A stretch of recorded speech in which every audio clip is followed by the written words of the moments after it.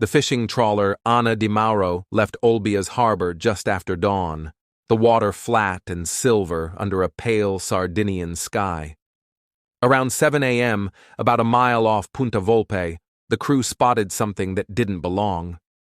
A two-masted schooner drifted across the current, sails loose, no movement on deck. It wasn't a local vessel. The paint on the hull read Bel Amica, a name that meant nothing to the Coast Guard when the trawler radioed it in. The fishermen drew closer, calling out. No one answered. The deck looked deserted, yet the boat was tidy, even graceful, as if it had been left mid-journey. When the patrol boat arrived, officers boarded first by ladder, cautious in case of fuel leaks or traps. They found no crew. The galley held half-eaten meals, Egyptian-style flatbread, olives, a jar of honey. Charts were spread over the table, plotting a route from Tunisia toward Sardinia, but the logbook was missing. The cabins below contained clothing, a pile of magazines, and a laptop with its power cord unplugged. There was no sign of struggle, just the impression that everyone had stepped off in a hurry and never returned. The engine was functional. The sails, though slack, were in working order. There were no holes, no water below deck. Local radio called it a nave phantasma, a ghost ship, and by afternoon it was headline news along the Costa Smeralda. It wasn't the first derelict vessel ever found adrift, but its conditions set it apart. Most ghost ships arrive broken or burned, storm-beaten or abandoned after mechanical failure. Bel Amica looked practically new. Investigators searched the vessel's registration plates, but none matched the name. There was no country flag, no papers, no official number etched into the stern.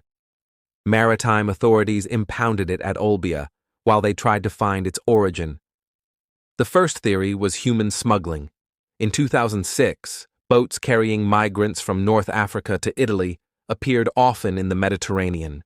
Many were overcrowded and underpowered. Some never made it. But Bel Amica was built differently, a sleek wooden schooner closer to a private yacht than a migrant craft. It had fine fittings, expensive electronics, and a design hinting at custom construction. Whatever it had carried, it wasn't hundreds of desperate passengers. The food and water aboard could have sustained a small crew for days, but not dozens. A customs officer noted something else. The ship wasn't on any active distress list. No Mayday had been recorded in Sardinian waters that week. No missing yacht matching its description had been reported to port authorities. That ruled out mechanical failure or loss at sea, at least officially. Italian police traced the laptop's serial number to a purchase in Luxembourg. That, finally, gave the mystery a name. A businessman named François-Xavier Manigaud came forward several days later. He admitted the yacht was his. He had registered it privately under the name Bel Amica and claimed he'd anchored it off Sardinia during a solo trip. According to his statement, he'd left to attend to a family emergency and expected to return shortly, but changing winds had carried the vessel away. The explanation sounded plausible in parts and strange in others. Investigators asked why there was no record of entry or customs filing in Italian waters, why a ship that expensive lacked registration numbers, and why the food aboard appeared North African in origin. Manigaud offered only that he had stocked it for a longer journey. Under maritime law, the absence of registration and flag gave the Italian authorities control. They treated Bel Amica as an unregistered foreign vessel and eventually auctioned it as salvage.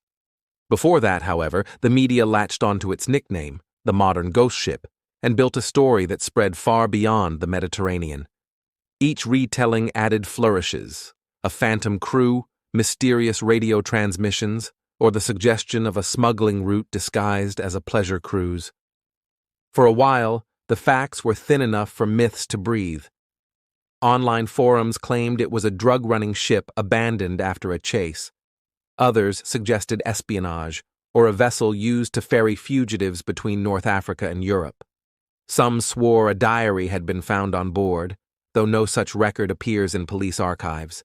A few even connected it to older legends, linking the sleek schooner to centuries-old tales of ghost ships like the Flying Dutchman.